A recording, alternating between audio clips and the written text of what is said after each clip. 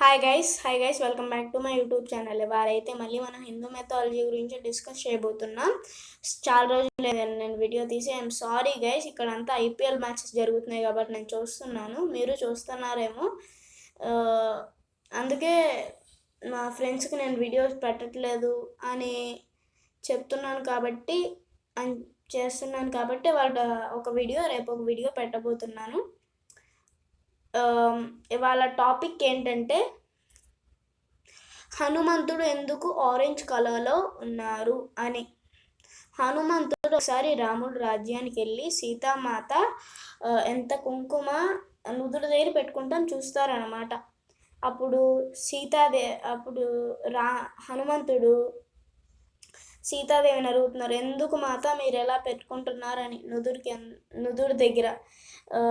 అప్పుడు సీతాదేవి ఏమంటుందంటే రాముడికి మంచిది అందుకే పెట్టుకుంటున్నాను అని అంటది.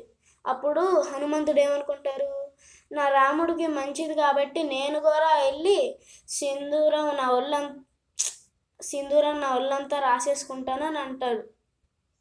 ఓకే, అప్పుడు దాని తర్వాత వెళ్ళి చూపిస్తారు హనుమంతుడికి కాదు రాముడికి. చూపించినప్పుడు రాముడు ఈ భక్తికి మెచ్చి నువ్వు చాలా మంచివాడివి అని చెప్తారు, దీవిస్తారు. ఇదే ఈ స్టోరీ. మీకు హనుమాన్ రాముడు భక్తి, హనుమాన్కి రాముడి మీద ఉన్న భక్తి ఎవ్వరికి ఉండదు.